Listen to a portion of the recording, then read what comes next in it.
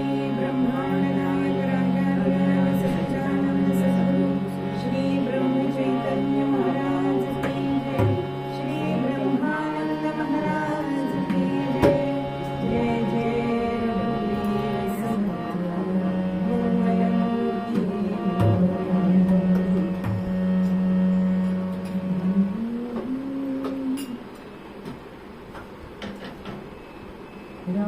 Krishna Hari Jai Jai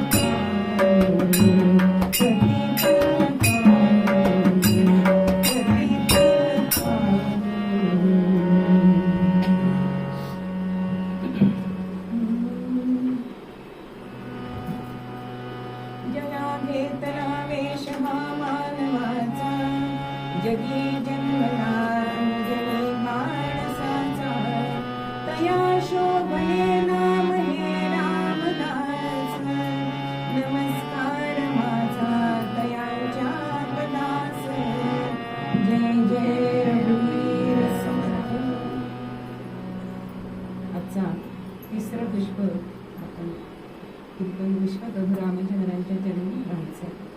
8 दिवस हा अभंग घ्यायचा म्हणजे सगळ्या श्रोत्यांचा पाठ व्हायला पाहिजे. सोपा अभंग आहे. राघवाची कथा कशी पतित पावन आहे हे आपण पहिल्याच ह्याच्यामध्ये बघितलं दिवशी. दुसऱ्या दिवशी त्याची कथा भक्त कसे गायन करतात ते बघितलं.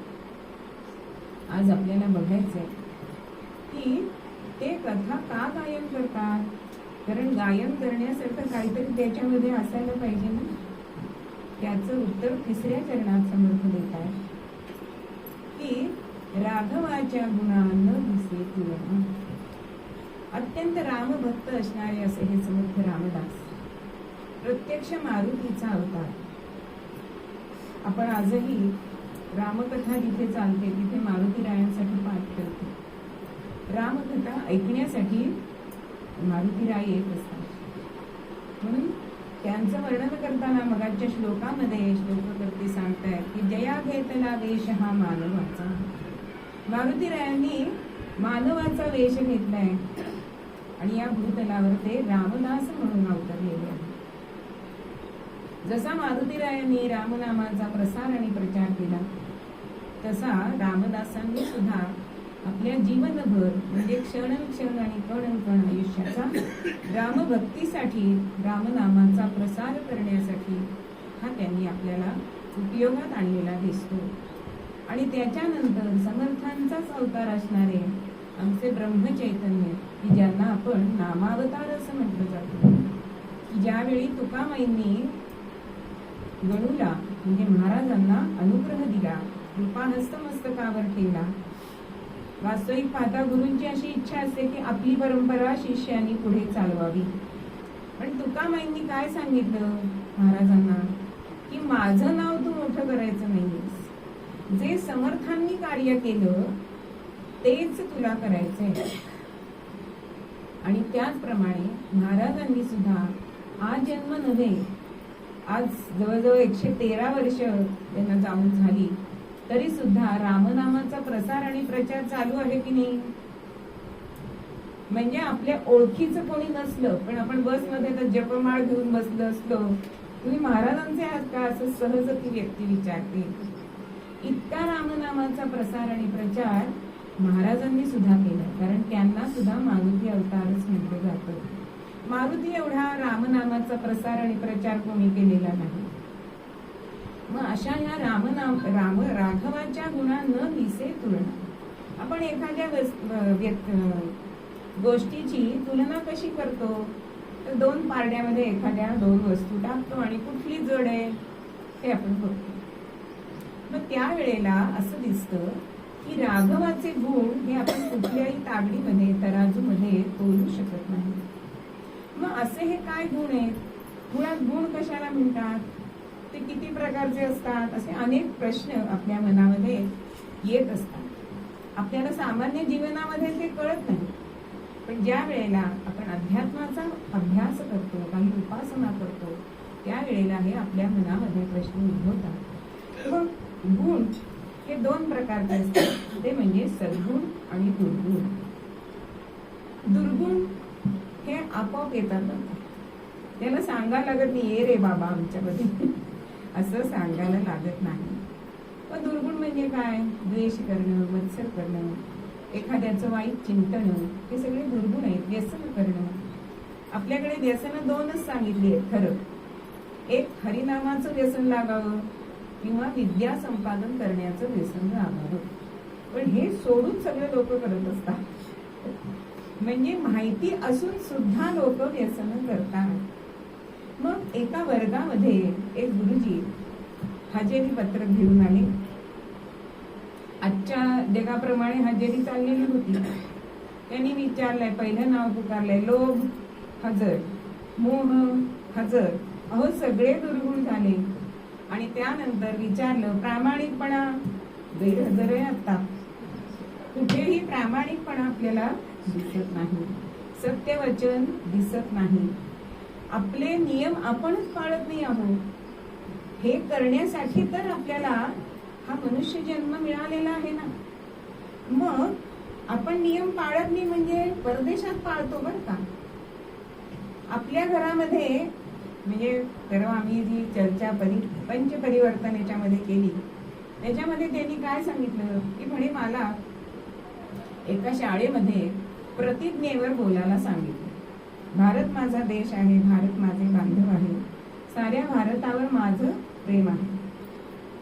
आता हे सगळ्यांचंच पाठ आहे, सगळ्यांनाच हे ज्ञात आहे, आता ह्याच्यावर बोलायचं काय असं त्या ग्रस्तांनी विचार केला. आणि त्यांच्या मनामध्ये असं आलं की ह्या वाक्यांना आपण जर प्रश्नचिन्ह पुढे दिलं तर भारत माझा देश आहे का असा प्रश्न विचारा, साऱ्या भारतावर माझे प्रेम आहे का असा प्रश्न विचारा. ह्याचं उत्तर काय येतं हो? आपलं आणि माझं ह्याच्यामध्ये फरक आहे की नाही? परदेशात आणि भारतात हाच फरक आहे. आपण आपलं घर हे स्वच्छ ठेवतो, अंगण झाडून शेजारणीच्या अंगणामध्ये कचरा ढकलण्याची वृत्ती आजही आपल्याला दिसते. पण आपला एसटी स्टँड हा स्वच्छ असतो का? नाही. पण परदेशात मात्र घर अस्ताव्यस्त असलं तरी चालेल, पण तुम्हाला बाहेर कुठेही घाण दिसणार नाही, कारण हा देश माझा आहे ही भावना त्यांच्यामध्ये आहे. ते गृहस्थ अमेरिकेत गेलेले असताना त्यांनी बिस्किट खाल्लं आणि सगळीनी पुडाचं तो रॅपर होतं ते खाली टाकलं. मागणं एक सद्ग्रस्त आले, तुम्ही टाकलं का? शांतपणे विचारलंय म्हणून त्यांनी पण हो उत्तर दिलंय शांतपणे. पण इथे असतं तर हा रस्ता आहे का, आम्ही काही इथे बोलत नाही असा प्रश्न आला असता की नाही. पण त्यांनी ते त्यांना नीट सांगून उचलायला सांगितलं आणि 10 पावलांवरती तुम्हाला कुठेतरी डस्टबिन दिसेल असं सांगितलं. अशा तऱ्हेने आपण आपलं नागरिकत्व जे आपले नियम आहेत ते आपणच पाळले पाहिजे, तरच आपला देश हा विश्वगुरु होणार आहे. एकटे मोदी काही करू शकणार नाही. ज्याचं त्याला कळलं पाहिजे हेच आपल्याला आजच्या राघवाच्या गुणांना दिसे पूर्ण याच्यामध्ये बघायचं. अयोध्या कांडामध्ये पहिल्या सर्गामध्ये वाल्मिकी ऋषींनी प्रभू रामचंद्रांचे जवळजवळ 60 ते 70 किंवा त्याच्यापेक्षा जास्तच गुण असतील. एका पदामध्ये म्हटलंय, माझं तर मी आलं तर सूर धरा, राम के गुण गुण चिरंतन, राम के गुण गुण चिरंतन, राम गुण सुमिरन रतन धन, राम गुण सुमिरन रतन धन, मनुजता पर विभूषित, मनुजता पर विभूषित, मनुजता सम्मान करिए, ध्यान धरिए, राम का गुणगान करिए, राम का गुणगान करिए, राम की सभ्यता का ध्यान करिए, ध्यान धरिए, राम का गुणगान करिए, राम का गुणगान करिए.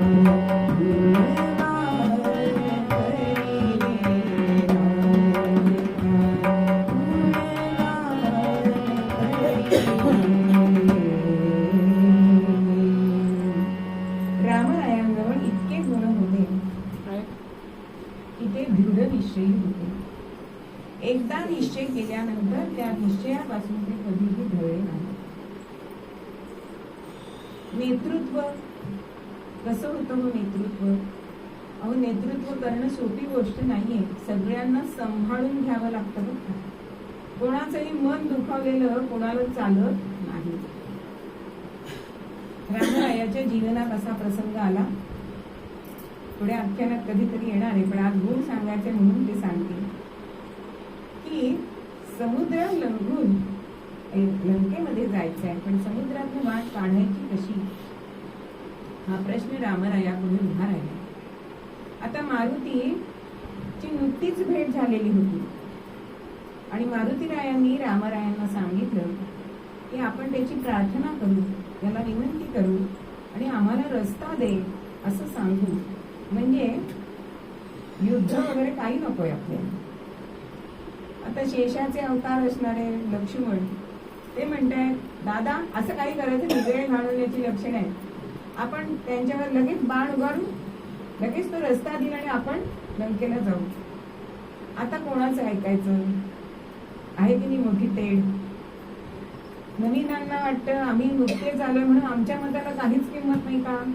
पक्षामध्ये आलेले असं असतं बरं का. न्यू कमर. पण आणि नवीनांचं ऐकलं की जुन्या अनुयायांना काय वाटतं, बघा आम्ही एवढी वर्ष इथे आमच्या पक्षासाठी केलंय पण आमच्या मताला काही किंमत नाही, काना वाजून आले आणि तिखट झाले. दोन्हीकडनं बोलणारी लोक असतात. पण प्रभूंनी निर्णय घेतलाय, लक्ष्मणाला शांतपणे समजावून सांगितलंय की लक्ष्मणा, मारुती म्हणतो तसं करून तर बघू. नाही झाला उपाय तर तू सांगितलेला उपाय अवलंबाचा आहेच. आणि त्यामुळे दोघांचंही समाधान झालं. असं नेतृत्व असायला पाहिजे, गुणग्राहकता असायला पाहिजे आणि ते गुण आपल्या अंगामध्ये आपण धारण करायला पाहिजे. बघा, रामायण आणि महाभारत हे शिवरायांनी लहानपणापासून ऐकलं आणि त्याचा लाभ त्यांनी आपल्या आचरणामध्ये त्यांनी गुण घेतले की नाही. त्यांच्या सैन्यामधल्या कोणाचं मन त्यांनी दुखवलं का हो? राखावी बहुतांची अंतरे, असंच शिवराय वागलेले दिसतात. असं नेतृत्व असायला पाहिजे. राम अत्यंत म्हणजे जे वाल्मिकींनी आपल्याला देवर्षींना विचारलेलं होतं की सत्यवचनी असा राजा आहे का, आत्मज्ञानी असणारा असा राजा आहे का, त्रिलोकामध्ये श्रेष्ठ असणारा असा राजा आहे का, हे सगळे गुण रामरायाच्या मध्ये आहेत हे वाल्मिकींना देवर्षींनी सांगितलेलं होतं. असे दृढ निश्चयी अहो अप्रमादी होते. रामराय अप्रमाद म्हणजे अपराध. रामरायांच्या जीवनात त्यांनी कुठलाही अपराध केलेला नाही. कुठलाही त्यांचा जीवनातला प्रसंग बघा, एकही म्हणजे रामराय चुकले असं आपल्याला त्यांच्या चरित्रामध्ये दिसत नाही. म्हणजे आपल्याला जर संकट आलं तर आपण मनात विचार करायचे की आत्ता राम असते तर कसं वागले असते, तर आपण सुद्धा रामरायांसारखे वागू शकू. त्यानंतर क्षमेमध्ये कसे होते हो, तर धरित्रीप्रमाणे होते. धरित्री एवढं क्षमाशील कोणी नाही. मग ते धरित्रीप्रमाणे क्षमाशील होते. समोरच्यानी कितीही अपराध केले तरी सुद्धा त्याचं विस्मरण त्यांना होत असे. पण म्हणून ते विसराळू होते का हो? नाही. स्मरण त्यांना तेवढंच होतं कारण दुसऱ्यांनी उपकार जो केलेला आहे ते कधी ते विसरले नाही. म्हणजे विस्मरण आणि स्मरण कशाचं ठेवायचंय हे आपल्याला रामाच्या चरित्रातनं शिकायचं आहे. आपण काय म्हणतो, ती बोलली नाही मग मी कशाला जाऊ पुढे असं म्हणतो की नाही आपण जात. पण रामराय मात्र समोरच्याशी भेटायला बोलायला जात असत. वाणी कशी होती हो, मृदू होती. जसं माऊली सांगते, साचाणी मवाळ साचाणी मवाळ मी तुले आणि रसाळ शब्द जैसे कल्लोळ अमृताचे. बोलणं कसं असावं, खरं असावं, ते मधाळ असावं, दुसऱ्याला लागेल असं बोलू नाही. पण आपल्याला आतनं नकळत का होईना ते आपलं दुसऱ्याचं मन दुखवलं जातं. आपल्या ते लक्षात येत नाही. महाराज सुद्धा सांगतात की नाही की मन कोणाचे कधी न दुखवावे. का बरं, तर समोरच्या मध्ये सुद्धा भगवंत आहे ही भावना आपल्या मनामध्ये असायला पाहिजे. आणि ती भावना प्रभू रामचंद्रांच्या मध्ये होती म्हणून त्यांना सगळ्यांचं मन जिंकता आलेलं होतं. त्यांचा कोणीही शत्रू नव्हता. बघा, रावण सुद्धा शत्रू असला तरी रावण म्हणायचा की नाही की मला शत्रू मिळाला तो रामासारखा. असं म्हणणारा शत्रू आहे का कोणी? मला शत्रूच आधी कोणाला आवडत नाही. असे प्रभू रामचंद्र होते. त्यांची म्हणजे वडिलांची कीर्ती वाढवणारे होते. आपल्यामध्ये आपण आपल्या पूर्वजांच्या कीर्तीमध्ये भर घालतोय का हे आधी बघायला पाहिजे. किंवा काही जणांची अशी सवय असते की आम्ही ना बाजी प्रभू देशपांड्यांच्या घरातल्या, अहो पण साधी सुई सुद्धा नीट धरता येत नाही, तलवार धरणार. म्हणजे पूर्वजांची कीर्ती वाढवणारे आपण असायला पाहिजे. म्हणून रामांचं एक नाव आहे की नाही, दाशरथी राम. रामांनी आपल्या कुलामध्ये किंवा वडिलांची कीर्ती त्यांनी वाढवली. मग ही कीर्ती कशाने होते हो? तर शीलवान चारित्र्य जर असेल तर ही कीर्ती होते. आणि ती कीर्ती स्वर्गापेक्षा सुद्धा जास्त महत्वाची आहे. अहो स्वर्गात आपण जेव्हा जाऊ की नाही माहिती नाही, पण आपण धरून जाऊया की स्वर्गात गेलो तर आपलं पुण्य संपलं की आपल्याला परत खाली यावं लागतं. पण कीर्ती ही कधीही संपत नाही. बघा 700 वर्ष झाली तरी सुद्धा ज्ञानेश्वर माऊलींची कीर्ती थांबली का हो? आजही त्यांचं गुणगान केलं जातं. तुकोबा घ्या, महाराज घ्या, गजानन महाराज घ्या, सगळे संत आज कीर्ती रूपाने उरलेले आहेत की नाही. म्हणून कीर्ती ही स्वर्गापेक्षा श्रेष्ठ सांगितली आहे. आणि त्यामुळे रामरायांना सुद्धा ही कीर्ती अत्यंत महत्वाची वाटत होती. तिच्या पुढे स्वर्गसुख कमी आहे असं त्यांना वाटत असेल. मग हे आपल्याला कीर्ती मिळायला हवी असेल तर आपलं आचरण सुद्धा तसंच असायला पाहिजे.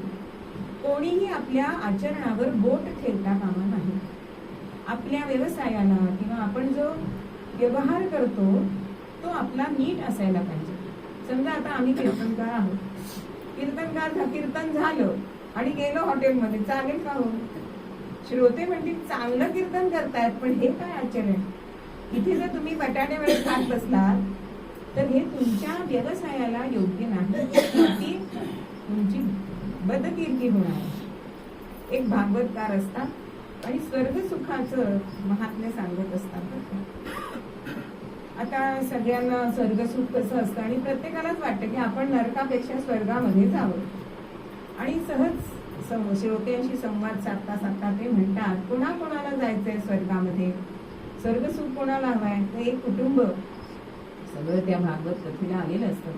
2 मुलगे आलेले असतात, सून आलेली असते, नातवंड आलेली असतात, सासू सासरे, आणि सासूबाई हातवर करतात मला स्वर्गसुख हवंय, सासरे करतात, तिचा नवरा म्हणजे त्यांचा मुलगा करतो, दीर करतो, पण ही सून असते ना ती काही करत नाही. आता त्या भागवतकारांना मोठं आश्चर्य वाटतं की काय ग बाळ, तुला नकोय स्वर्गसुख? तेव्हा ती म्हणते, काय म्हणते, अहो हे सगळे स्वर्गात गेले की मला इथेच स्वर्गसुख मिळाले. असं स्वर्गसुख नको. म्हणून कीर्ती आपली आपण जपायची असते. कारण कीर्तीची जाहिरात करावी लागत नाही. जाहिरात म्हणजे प्रसिद्धी आणि कीर्ती याच्यामध्ये फरक आहे की नाही. प्रसिद्धी आपली आपली करावी लागते, पण कीर्ती ही आपोआप होते. आणि अशी रामांची कीर्ती मोठी प्रसिद्ध आहे, म्हणूनच ते अत्यंत गुणवान सांगितलेले आहे. अजून गुण त्यांचा म्हणजे ते पराक्रमी होते, निरोगी होते, सौष्ठव होतं. म्हणजे गदिमांच्या गीत रामायणामध्ये असं त्यांनी वर्णन केलेलं आहे की सावलीत सुद्धा रामरायांचं सौष्ठव दिसतंय. इतका बांधा त्यांचा, म्हणजे चारुगात्र असं, म्हणजे अतिशय सुंदर रेखीव असं त्यांचं हा बांधा होता. म्हणजे हा सुद्धा गुणच आहे. आरोग्य संपन्न होतं, शस्त्रशास्त्र त्यांनी शिकलेली होती, असे अनेक गुण त्यांच्यामध्ये होते. मग दुर्गुण आणि सद्गुण हे आपल्याला काही जन्मजात मिळत असतात आणि काही आपल्याला अवलंबायला लागतात. मग समर्थ सुद्धा म्हणतात की रूप लावण्य हे तुम्हाला जन्मजात मिळतं. कितीही तुम्ही प्रयत्न करा, अगदी काय फेअर अँड लवली लावलं तरी तुमचा वर्ण गोरा होती, त्या नट्या असतात त्या मुळीच्या गोऱ्याच असतात. म्हणून आपल्याला असं वाटतं कितीही आपण बदललं तरी सुद्धा आपला मूळ रंग बदलला जात नाही. लावण्य आणि सौंदर्य ह्याच्यामध्ये सुद्धा फरक आहे की नाही. मग प्रभू कसे होते? लावण्य. समर्थ म्हणतात की घनश्याम हा राम लावण्य रूपी, महाधीर गंभीर परम प्रतापी. असा हा राम. आता हा महाशब्द आहे ना, तो धीर, गंभीर आणि प्रताप या तिन्ही शब्दांना लावायचा आहे बरं का. मग अतिशय धैर्यवान असणारे हे प्रभू रामचंद्र होते, स्थितप्रज्ञ होते. काल आपण बघितलं की कैकेयीने जेव्हा सांगितलं की युवराज्याभिषेकाच्या मुहूर्तावर तुला वनवासात जायचं, पण एक तरी त्यांच्या कपाळावर आठी आली का? हो नाही. तितक्याच आनंदाने ते वनामध्ये जायला निघाले. उलट आईला सांगतात की ह्याच्यासाठी तू वर कशाला तुझे वाया घालवले असं सांगतात. म्हणजेच कुठल्याही परिस्थितीमध्ये तुम्ही स्थितप्रज्ञ राहता आलं पाहिजे. ते प्रभू रामचंद्रांनी आपल्याला अनेक प्रसंगामध्ये दाखवलेलं आहे. आता धीर, गंभीर. गंभीरपणा म्हणजे सुटकी चेहरा करायचा असं नाही बरं का. गंभीर हा शब्दाला खोली पण आहे. जसं समुद्र खोल असतो, विशाल असतो, तसा गंभीर या शब्दाला खोली आहे, रुंदी आहे. तसं प्रभू रामचंद्र होते. जेव्हा सीतामाईचं हरण झालं तेव्हा त्यांनी शोक केला, पण ते शोक करताना सुद्धा त्याच्यामध्ये त्यांचे गुण काय होते? प्रत्येक झाडाला ते आलिंगन देत होते. हे सीते म्हणून विलाप करत होते. आपल्याला असं वाटतं की ते सामान्य माणसासारखे रुदन करताय, पण प्रभूंचा जन्म हा अवतार आहे. त्या वृक्षवल्लींचा उद्धार व्हावा म्हणून त्यांना ते आलिंगन देत होते. असा त्यांच्याकडे गुण होता. प्रत्यक्ष मानव रूपामध्ये होते.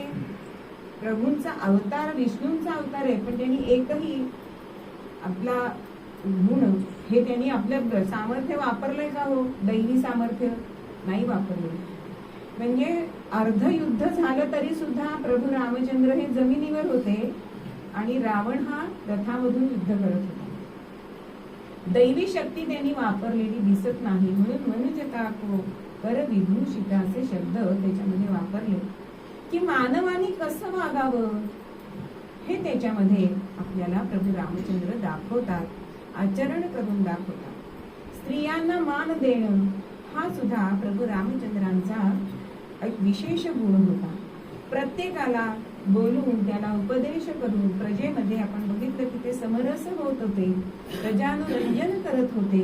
म्हणून समर्थ म्हणतात की लावण्य आणि रूप हे तुम्हाला नाही मिळालं तरी तुम्हाला अवचित गुण म्हणजे आगंतुक गुण तुम्ही मिळवू शकता. आता सौंदर्य मिळवण्यासाठी काया पालट नावाचे बरेच आपल्याला ब्युटी पार्लर मिळतात, पण तिथे खाली लिहिलेलं असतं बरं का, तुमचा नवरा सुद्धा तुम्हाला ओळखणार नाही. मग काय करायचं ते? पण हे जरी आपल्याला बदलता आलं नाही तरी अनेक गुण, अनेक कला आपल्याला अवगत करता येतात की नाही. आता 20 वर्ष झाली मी कीर्तन करते, त्याच्यामध्ये आपण प्रावीण्य मिळवत राहायचंय. हा आगंतुक गुण आहे. हार्मोनियम पहिल्यांदा ज्योतिताईंचं मी वाजवणं ऐकलेलं आहे, पण त्यांनी त्याच्यामध्ये सातत्य त्याच्यामध्ये टिकवलंय आणि अतिशय सुंदर असं ते हार्मोनियम आता वाजवत आहे. आपलं चैतन्य सुद्धा तबला वादनाची कला त्यांनी आत्मसात केलेली आहे. असे गुण जर आपण केले तर हे गुण महत्वाचे आहेत आणि ते आपल्या जीवनाला पूरक ठरतात असं आपल्याला समर्थ सांगतात. त्याशिवाय प्रभू रामचंद्रांनी हे केलेलं आहे की दुष्ट निखंदन केलंय, सज्जन पालन केलेलं आहे, प्रजानुरंजन केलेलं आहे. आपल्या सेवकांची सुद्धा मन त्यांनी राखली. अशा तऱ्हेने राघवाच्या गुणा न दिसे तुलना असे प्रभूंच्या जीवनातले अनेक गुण जे आपण आजही आत्मसात करू शकतो. आणि ते करण्यासाठी आपल्याला कथा ऐकायला पाहिजे आणि ती राघवाची कथा ऐकायला पाहिजे. म्हणजे तासनतास जर आपण आरशासमोर बसून आपलं लावण्य किंवा सौंदर्य वाढवत बसण्यापेक्षा सद्ग्रंथांचं वाचन करा आणि त्यातून आपलं मन हे गुणांनी भरून घ्या, तरच ही रामकथा ऐकण्याचं लाभ जो आपल्याला होणार आहे त्याची तुलना आपल्याला करता येणार नाही. हेच आपल्याला मूळ पद्यामध्ये समर्थ रामदास सांगतात. राघवाची कथा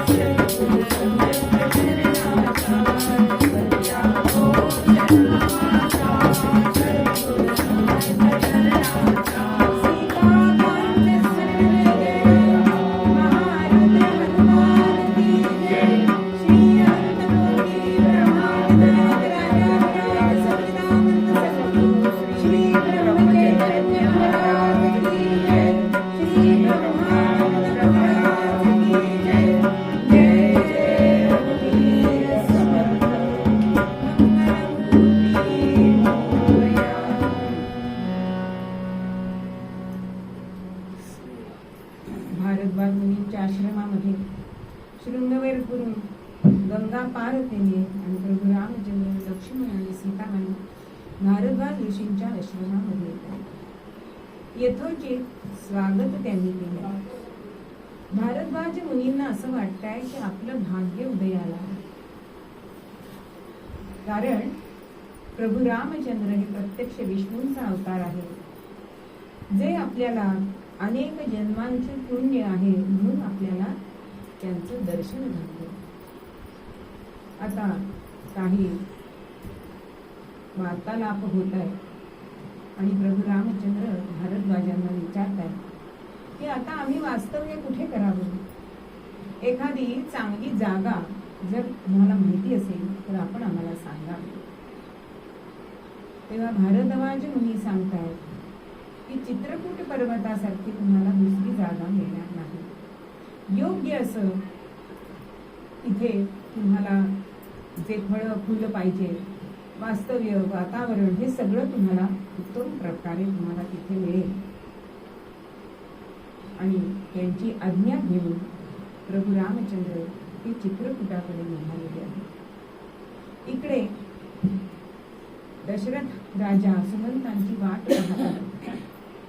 सुमंतांबरोबर प्रभू रामचंद्रांनी प्रत्येकासाठी काही ना काहीतरी निरोप दिलेला होता, कारण मन ओळखणारे प्रभू रामचंद्र होते. पिताश्रींना वंदन सांगितलंय, कौसल्या मातेला निरोप दिलाय की तू वडील आहेस, मोठी आहेस. कैकेयी मातेला क्षमा कर आणि तिला आपलं घे. भरत आता हा राजसिंहासनावर बसणार आहे, तेव्हा त्याच्यामध्ये तू मला बघ, त्याला तू मुलगा मान. अशा तऱ्हेने सगळ्यांचं मनातलं ओळखून प्रभू रामचंद्रांनी सुमंतांजवळ निरोप दिलाय. इकडे दशरथ राजा सुमंतांची वाट पाहत होता. एक मन सांगत होतं की हे तिघ सुमंत परत आणले, पण प्रत्यक्षात मात्र हे झालं नाही. सुमंत खाली मान घालून राजाच्या या शयनगृहामध्ये आले. राम आलेला नाही म्हटल्यानंतर अत्यंत वाईट वाटलंय आणि त्याला श्रावण बाळाच्या आई वडिलांची आठवण येते. त्यांनी दिलेला शाप हा आपल्याला भोवतोय. तो भाग आपल्याला रामजन्माच्या कथेमध्ये सांगायचा, त्यामुळे थोडासा उल्लेख करते. अतिशय मनात वाईट वाटतंय की 4 मुलगे आहेत, पण आज पाणी द्यायला कोणी नाही. राजांचं, दशरथ राजाचं प्राणोत्क्रमण झालंय. ही वार्ता वशिष्ठांपर्यंत गेली. वशिष्ठ तिथे आले, तिन्ही राण्यांचं सांत्वन केलं आणि सांगितलंय की राजा मृत झालाय, हे कोणालाही कळवू नका. कारण जे राज्य राजाहीन आहे त्याच्यावरती शत्रूचा हल्ला होऊ शकतो. आता भरताला आपल्याला बोलवायचंय, त्यामुळे त्यांचं कलेवर हे आपल्याला टिकवून ठेवणं. आज आपल्याकडे ते कोल्ड रूम वगैरे असतात, पण त्यावेळी हे शव कसं वाचवलं तर एक लाकडी पेटी त्यांनी केली, त्याला डोण असं म्हटलं जातं. त्याच्यामध्ये तेल घातलंय आणि त्याच्यामध्ये दशरथ राजांना ठेवलंय.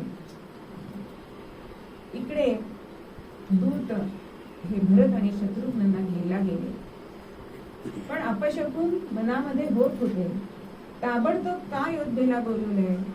पण त्यांना इथे येईपर्यंत काहीही सांगायचं नाही, हे वशिष्ठांनी सांगून ठेवलेलं होतं. त्यामुळे अयोध्येमध्ये जेव्हा त्यांचं आगमन झालं, त्यावेळेला नेहमीची उत्साही अशी असणारी अयोध्या त्यांना दिसली नाही. होता होता राजवाड्यापर्यंत रथ आलाय आणि पहिला हा भरत आपल्या मातेच्या गृहामध्ये गेलाय. आता भरत आलाय हे ऐकून तिला अत्यंत आनंद झालाय. औक्षणाचं ताट घेऊन आली, पण आईकडे बघतोय, कपाळी कुंकू नाहीये. मनात चर्र झालाय, पण हिनी मात्र अत्यानंदाने सांगितलंय की तुझ्यासाठी मी राजसिंहासन मागून घेतलंय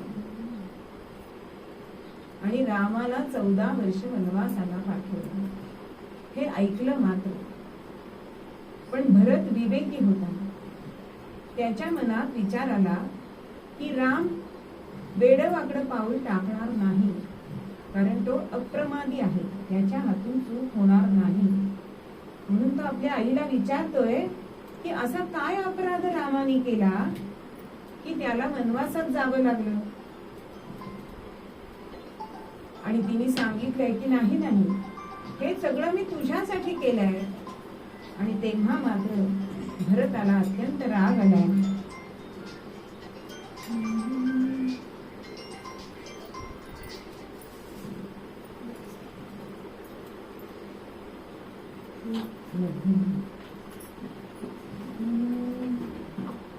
माते तू कसली माता कसली रे रघुकुलराणी, माते तू कसली माता कसली रे रघुकुलराणी, जन्मदात्री तू कैसी तुझी वाटती वैरिणी, नवमाती तू कसली वाटते तुझी वैरिणी, दोषो लागे कैसे नवमाती पदाला बसली, दोषो कसे गे तुझला नवमाती पदाला बसली, पुत्रजी नाही तुझला गे समज तू कैसी मानसी, तू म्हणील देवी माता राजी अनाथावाणी, सगळे रघुकुलराणी राजे अनाथावाणी, देवी तू रघुकुलराणी. अगं कसली तू रघुकुलराणी, कसं तुला आई म्हणू, माता न तू वैरिणी. आपल्याला हे पद माहिती, पण अत्यंत क्रोधामध्ये गेलाय आणि तिचं तोंड सुद्धा बघायचं नाही म्हणून तिच्या महालातून निघालाय आणि कौसल्याच्या याच्यामध्ये कक्षामध्ये येतोय. इकडे शत्रुघ्न कौसल्याच्या कक्षामध्ये गेलेला आहे. तिच्याकडनं त्याला कळलंय की हे सगळं मंथरेने केलंय आणि समोरच ती येता येता त्याला दिसलीये म्हणून तिचे केस धरले आणि तिला ताडण करायला लागले. हे भरत बघतोय आणि म्हणतोय शत्रुघ्न थांब, जरी तिने तिच्यामुळे राम वनवासाला गेले असले तरी ती स्त्री आहे, वृद्ध आहे आणि तिला जर आपण ताडण केलं ते रामाला आवडणार नाही. म्हणून शत्रुघ्न तिला सोडतोय आणि म्हणतोय बघ, ज्याचं तू वाईट केलंस ना त्याच्यामुळेच तू आज वाचलीस. म्हणजे रामरायांच्या नावामध्ये सुद्धा असा दरारा होता की कोणीही चुकीचं वागू शकणार नाही. बघा, आपलं मूल जेव्हा आपलं चुकीचं वागतं तेव्हा आपण म्हणतो की बाबा रागवतील, बाबा असतात का तिथे, पण बाबांची जी भीती असते तसं रामाची भीती शत्रुघ्नाला म्हणजे आदरयुक्त भीती होती.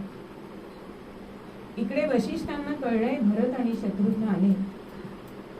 सगळं दशरथ राजाचं अवधूदेविक करायला त्यांनी सांगितलं. सगळे दिवस झाले आणि तू आता सिंहासनाचं ग्रहण कर असं वशिष्ठांनी भरताला सांगितलं. तेव्हा तो म्हणतो की मी हे माझं राज्य नाहीच, आता मी रामरायाला आणायला जाणार आहे. हट्टाला पेटलाय आणि तो जेव्हा निघाला तेव्हा सगळे अयोध्यावासी, तिन्ही राण्या कौसल्या, सुमित्रा, कैकेयी, नंतर वशिष्ठ आणि त्यांच्या ऋषी मंडळामध्ये 8 जण होते. ते सगळे जण म्हणजे जाबाली होते, मार्कंडेय होते, असे अनेक मोठे मोठे ऋषी हे ह्या ऋषी मंडळामध्ये होते. ते सगळे जण रामाला आणण्यासाठी निघाले. शृंगवेरपूरला आले. गुहकाकडनं कळलंय की ते चित्रकूट पर्वतावर गेले. इकडे चित्रकूट पर्वतावरती रामराय आले आणि जागा अशी एक सपाट बघितली आणि लक्ष्मणाला सांगितलंय, या इथे लक्ष्मणा बांध कुटी, या इथे लक्ष्मणा बांध कुटी, या मंदाकिनीच्या तटनी तटी, या इथे लक्ष्मणा बांध कुटी. इथे लक्ष्मणा आपलं घर तुला बांधायचं, आपली कुटी बांधायची. आणि ज्या वेळेला वनामध्ये जेव्हा हे निघाले त्यावेळेला कुऱ्हाड, घमेलं, नंतर एक मोठा पेटारा, एक कळशी, असं सगळं सामान यांच्याजवळ होतं. आता ह्याच्यात तर आपल्याला असं दिसतं की राजपुत्र असले तरी सुद्धा श्रमप्रतिष्ठा किती महत्वाची आहे. सगळ्यांना सगळं आलं पाहिजे. आज आपला नळ गळला, आमच्याकडे असं होत नाही बरं का, यांना सगळं काम येतं पण प्लंबर येण्यासाठी आपल्याला थांबावं लागतं की नाही, ते काम आपल्याला येत नाही. पण गुरुकुलामध्ये हे सगळं शिक्षण दिलं जात असे.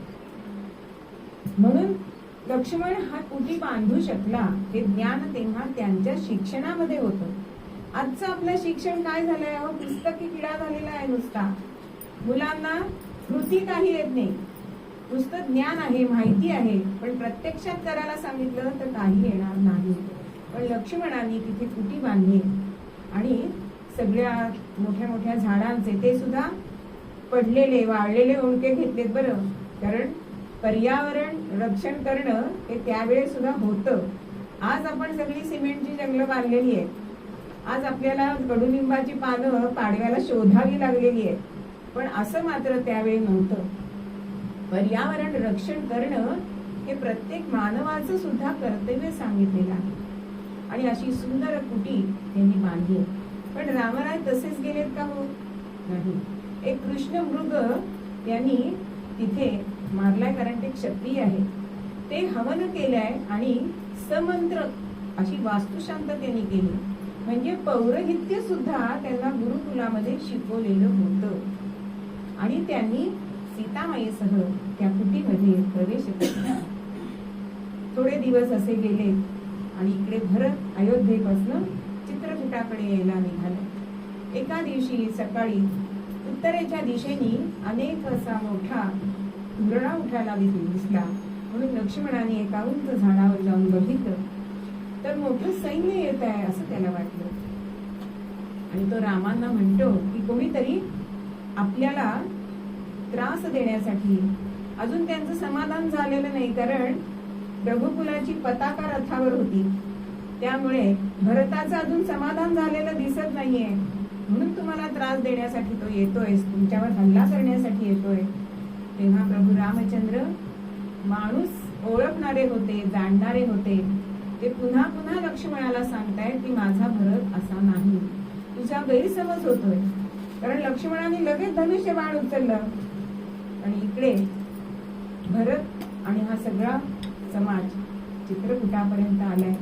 आणि भरताची अवस्था कशी झाली ती, हो, धावे वत्साकडे धेनु, धावे वत्साकडे धेनु, तैसा वत्सही धावे तिच्याकडे.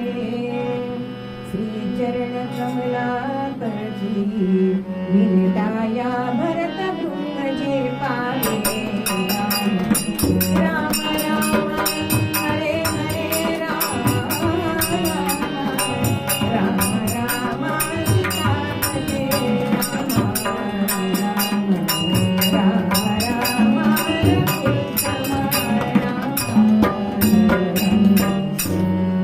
जसं रानामध्ये गेलेल्या गायी गोठ्यामध्ये बांधलेल्या आपल्या वासराकडे झेपावतात, तसा रामरायांच्या भेटीसाठी आतुर झालेला हा भरत येतो आणि रामरायांना गाढ आलिंगन देतो. रामराय त्याला आपल्या कुटीमध्ये घेऊन जातात. वार्तालाप होतोय आणि भरताकडनं कळलंय की दशरथ राजा यांचं निधन झालेलं आहे. आणि जेव्हा हे कळलंय तेव्हा रामरायांनी सुद्धा पितृकर्म केलेलं आहे. बरं, आता जाऊन एवढे दिवस झालेत असं नाही. आपल्या शास्त्रामध्ये असं सांगितलंय की ज्या वेळी तुमच्या कानावर ही वार्ता येईल त्यावेळेपासून तुम्हाला ते पाळणं आवश्यक आहे. असं प्रभू रामचंद्रांनी हे सगळं पितृकर्म केलंय. आणि भरतानी मूळ विषयाला हात घातलाय की आता वडील नाहीये, पिताश्री नाहीये, तर तू पुन्हा राज्याचा स्वीकार कर. आणि प्रभू रामचंद्र म्हणतायत की नाही, वचन दिलेलं आहे की मी 14 वर्ष वनवासात राहणार आणि तुला पाळायचंय ते 14 वर्ष सिंहासन तुला सांभाळायचं. दोघांचंही कर्तव्य आहे की पितृवचन पाळणं. वडील गेलेत म्हणून मी परत अयोध्येचं राज्य घेणार नाही. दोघांमध्ये वार्तालाप चाललाय. भरत म्हणतोय की रामराया पुन्हा घरी चल, पुन्हा अयोध्येला चल. आणि राम म्हणताय नाही, समजूत काढतायत. दैव जात दुःखे धरता दोष ना गुणाचा, पराधीन आहे जगती पुत्र मानवाचा, दोष ना गुणाचा.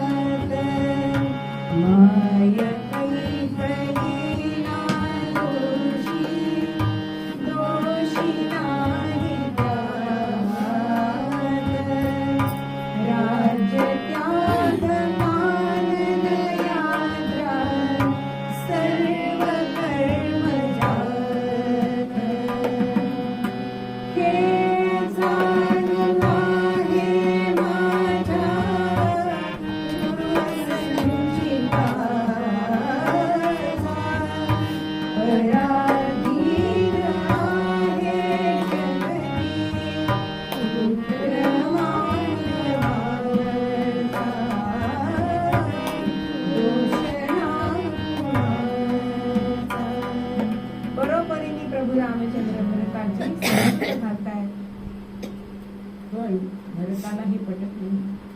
म्हणून जाबालींनी सुद्धा परीक्षा घ्यायची ठरवली. पण त्या परीक्षेमध्ये सुद्धा प्रभू रामचंद्र उत्तीर्ण झालेले आहेत. त्यांच्या वचनापासून ते ढळलेले नाही.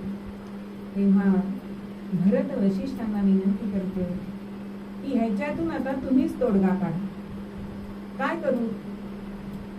तेव्हा वशिष्ठ सांगतायत की रामा, तुझ्या पादुका भरताला दे, म्हणजे त्याचं सुद्धा समाधान होईल आणि तू वनात राहशील, तुझं सुद्धा समाधान होईल.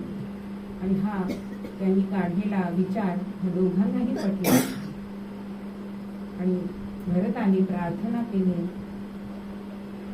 तात गेले माय गेली, तात गेले माय गेली, भरत आता बोलता, मागणी एक रामा, आपुल्या या पादुका, मागणी एक रामा, आपुल्या या पादुका. अशी प्रार्थना प्रभू रामचंद्रांना केली. आणि प्रभूंनी आपल्या पायात त्या पादुका त्याला दिली. त्या त्यांनी मस्तकावर धारण केले. प्रभूंना वंदन केलंय. पुन्हा एकदा आलिंगन दिलंय, गाढ आलिंगन दिलंय. 14 वर्ष झाल्यानंतर एक दिवस सुद्धा मी तुझा विरह सहन करू शकणार नाही. तुला ताबडतोब त्याच क्षणी अयोध्येमध्ये यायला लागेल एवढं वचन भरताने घेतलं. आणि त्या पादुका मस्तकावर घेऊन ही सगळी मंडळी अयोध्येकडे निघाली. या सगळ्या मंडळीमध्ये सुद्धा जनक आणि त्याची पत्नी आपली मुलगी जावई भेटेल म्हणून ते सुद्धा आलेले होते. त्यांनी सुद्धा सीतेचं सांत्वन केलंय, तिचं कौतुक केलंय. कारण पती बरोबर वनवास स्वतःहून स्वीकारले. काल आपण बघितलं की दोन्ही कुळांचा उद्धार करणारी अशी ही सीतामाई, तिचा निरोप जनकाने वगैरे घेतलाय. आणि ही सगळी मंडळी पुन्हा अयोध्येमध्ये आली. इकडे आता प्रभू रामचंद्रांच्या मनामध्ये काय येत आहे की आपण आता चित्रकूटावर राहतोय, ह्या सगळ्या मंडळींना हे ज्ञात आहे. आता कोणाच्या मनात आलं की ते पुन्हा इथे येऊ शकतात, म्हणून आपल्याला ही जागा सोडायला पाहिजे. आणि त्यामुळे ती जागा त्यांनी सोडली आणि मजल दर मजल करत हे अत्री ऋषींच्या आश्रमामध्ये आले. आणि अत्री ऋषींच्या आश्रमामध्ये हे 3 जण आले. त्या तिघांचं अत्यंत मोठं स्वागत अत्री ऋषींनी आणि अनुसूयेने केलं. सीतेला घेऊन आपल्या माझघरामध्ये गेली. पोटी धरिले अनुसूयेने, पोटी धरिले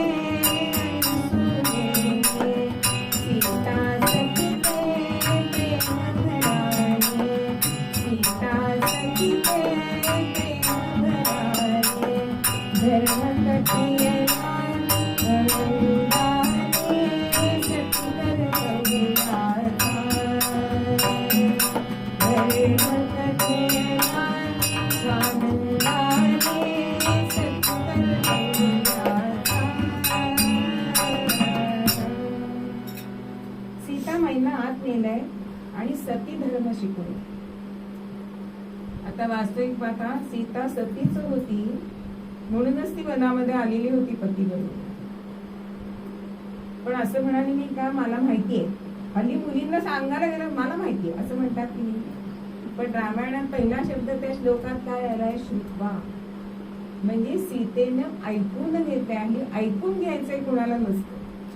पण सगळं माहीत असून ज्ञात असून सुद्धा सीतामाईंनी अनुसूयेचा जो उपदेश आहे तो ऐकून घेतलाय. मग तिने काय सांगितलंय की नुसतं पती बरोबर जाणं हा पतिधर्म सती धर्म नाही.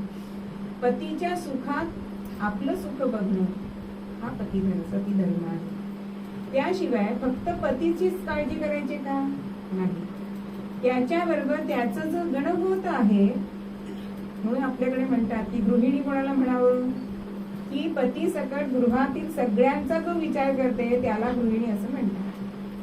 असा हा सगळा उपदेश तिने सीतामाईंना केलाय आणि सीतामाईंनी ते ऐकून घेतलंय आणि अत्यंत प्रसन्न अशी झाली अनुसूया आणि म्हणते तुला काय देऊ, वर देऊ, काय तुला हवं ते मागून घे. असं म्हटलं की आपण म्हणतो एखादी सांगितलं चल तर तुला साडी घेते, चल दुकानात आपण जाऊ की नाही. पण सीताबाईंनी असं केलं का, ती म्हणाली मला तुमच्याकडे मागता येणार नाही. का बरं, याचं कारण काय आहे.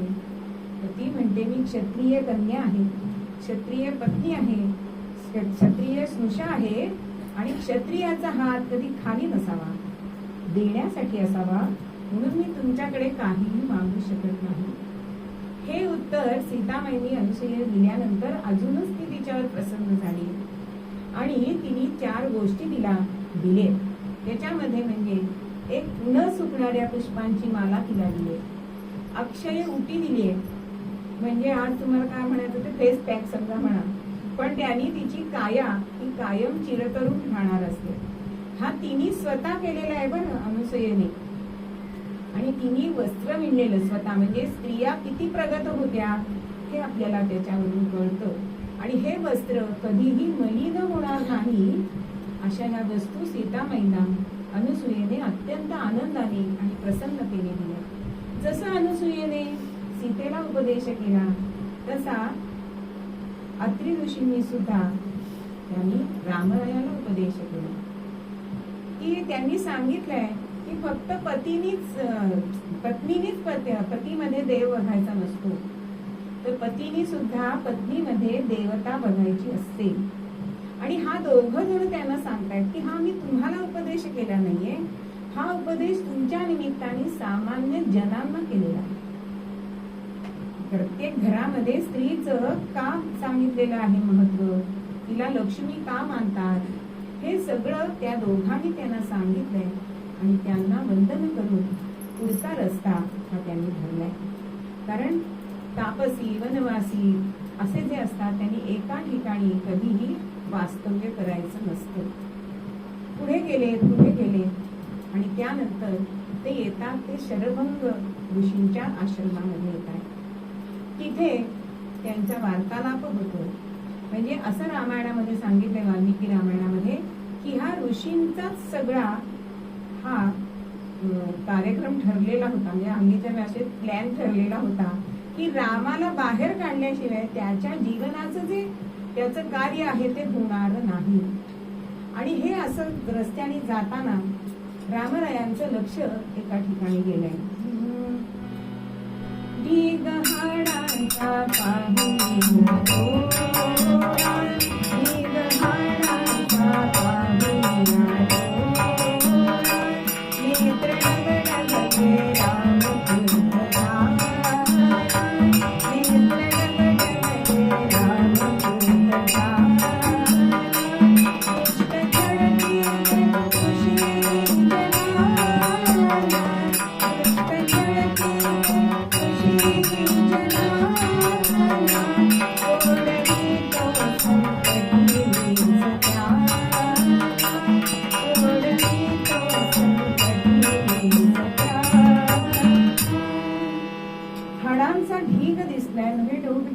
हाड दिसलाय आणि हा एवढे हाड कोणाची आहेत असं प्रभूंनी विचारलंय. त्यावेळेला हे सगळे ऋषी सांगतायत की ह्या वनामध्ये राहणारे जे सज्जन आहेत, जे ऋषी आहेत, ह्या सगळ्यांना दुष्ट राक्षस त्रास देतात आणि त्यांच्या हाडांचा हा डोंगर आहे. हे रामाने बघितलंय. अत्यंत मनाला क्लेश झालाय, क्रोध आलाय आणि तो सांगतोय की आता ह्यांचं रक्षण करणं हे माझं काम आहे. जरी मी वनात असलो तरी मी राजाच आहे, राजपुत्र आहे. आणि हे त्यांनी वचन दिल्यानंतर सीतामाई त्याला प्रश्न विचारते की आता आपण आता वनवासामध्ये आलेलो आहोत आणि हा तुम्ही विचार का करता? जेव्हा आपण अयोध्येमध्ये जाऊ तेव्हा आपण त्यांचं संरक्षण करू. आता सीतामाईने आपल्या मनातले प्रश्न विचारले बरं का. आणि शिवाय तुम्ही म्हणता की जो आपल्याला त्रास देतो त्याच्याशीच आपण वैर करावं, मग तुम्हाला तर त्यांनी प्रत्यक्ष त्रास दिलेला नाहीये. तेव्हा राम म्हणतोय की व्यक्तीपेक्षा समष्टी ही श्रेष्ठ आहे. भूतकाळ आणि भविष्यकाळ हा सोडून वर्तमान काळात काय चाललंय हे व्यक्तीने बघायला पाहिजे. आणि म्हणून दुष्टांचं निखंदन करणं हे माझं काम. पुढे हे सुतीक्ष्णांच्या आश्रमामध्ये जात आहेत. त्याच्यानंतर अगस्ती ऋषींच्या आश्रमामध्ये गेलेत आणि अगस्ती ऋषींच्या आश्रमामध्ये त्यांना अनेक शस्त्रास्त्र मिळालेली आहेत. आणि अगस्ती मुनी त्यांना सांगतायत की हा बाण हा तुला जपून ठेवायचा आहे, हा रावण वधासाठी तुला अत्यंत उपयुक्त पडणार आहे. आता पुढे कुठे जायचं? कारण जाता जाता सुद्धा हे दोघं जण वार्तालाप करत होते, अगदी खालीमान घालून चालत नव्हते. वनामधला जो आनंद आहे तो आपल्याला ग्रहण करत होते, वार्तालाप करत होते. आणि एका झाडाखाली छायेसाठी बसलेले असताना समोर एक असा सुंदर वृक्ष दिसतो आणि त्याच्यावरती एक लता म्हणजे वेल असते आणि त्याच्यावर छोटी छोटी फुलं इतकी सुंदर दिसत असतात.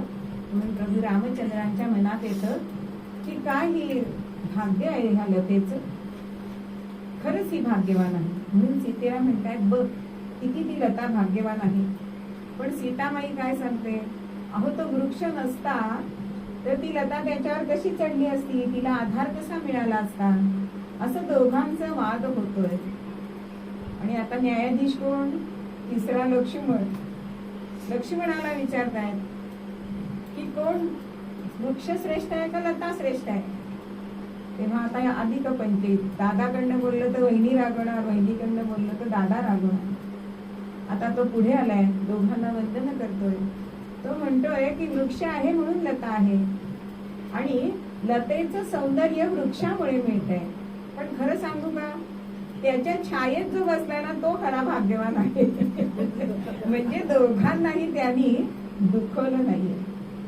अशा तऱ्हेने हे पुढे जात आहे आणि पुढे नाशिककडे म्हणजे पंचवटीकडे यायला आहे ती निघाली.